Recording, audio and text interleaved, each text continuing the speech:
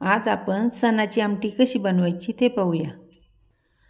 खोबऱ्याचे काप करून घेतले, 3 हिरव्या मिरच्या घेतल्यात, 2 कांदे मी भाजून घेतलेले आहेत, अद्रक, लसूण, हळद, घरचा मसाला घेतला आहे, मटण मसाला, ती डाळ शिजून घेतलेली आहे, मीठ, कोथिंबीर, कढीपत्ता, बाजरी, पुदिना घेतलेला आहे। तवा तापलेला आहे, आपण त्याच्यामध्ये तेल टाकून घेऊया। खोबऱ्याचे काप टाकून घ्यायचे, गुलाबी कलर येऊपर्यंत तळून घ्यायचे। छान आमटी छान टेस्ट लागते। मग याच्यातच बाजरी टाकायची, थोडीशीच बाजरी टाकायची, असं सारखं हलवत राहायचं, काढून घ्यायचं। आता हे हिरव्या मिरच्या आपण अशा तोडून टाकून घ्यायच्या, ह्या पण अशा सारख्या हलवायच्या, छान परतले की नंतर काढून घ्यायचं। कांदा भाजलाय ना, तो असा कुस्करायचा मग टाकायचा, तो पण तेलामध्ये छान असा भाजून घ्यायचा।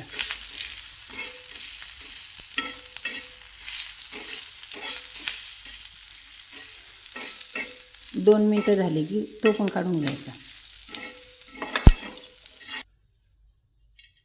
कोथिंबीर टाकायची, ती पण भाजून घ्यायची, ती 1 मिनिट भाजली की ती पण काढून घ्यायची। हिरव्या मिरच्या, कांदा, कोथिंबीर भाजून घेतलेली आहे, ते वाटून घ्यायचं, त्याच्यामध्येच कढीपत्ता टाकायचा,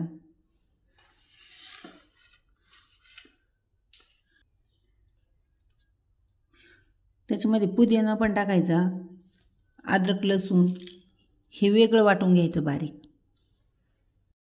खोबऱ्याचे काप, बाजरी आणि ही शिजलेली डाळ पण वाटून घ्यायची।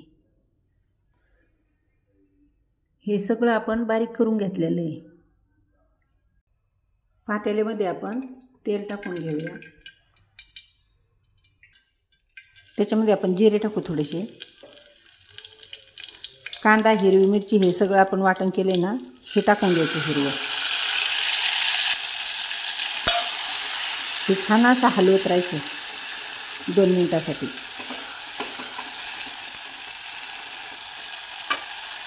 कढीपत्ता टाकून घ्यायचा,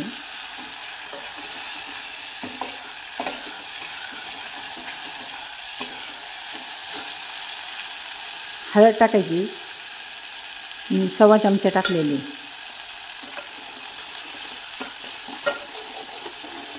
असं छान हलवत राहायचं, कारण मसाला खालून करपत नाही। खोबरं आणि बाजरी वाटले ना, हे पण टाकून घ्यायचं।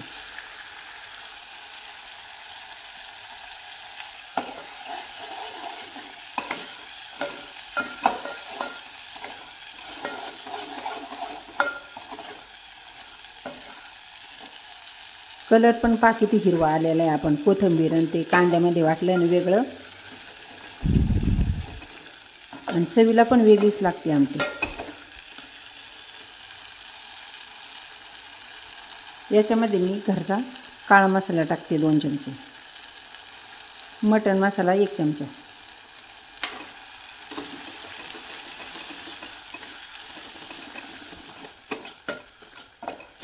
तेल सुटेपर्यंत असं हलवत राहायचं।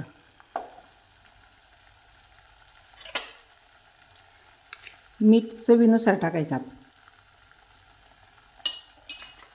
मी 1 चमचा टाकलेलं आहे।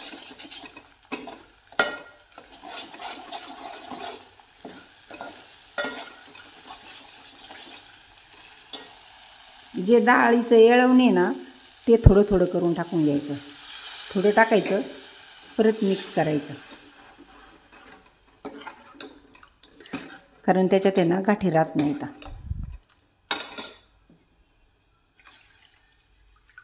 सगळं येळवून टाकून द्यायचं।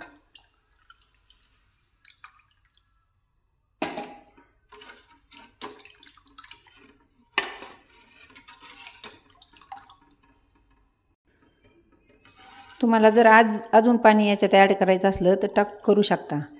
तुम्हाला जर घट्ट आमटी आवडत असेल तर घट्टू ठेवू शकता आणि पातळ पाहिजे नसेल तर पाणी टाकू शकता. वरतून कोथिंबीर टाकायची.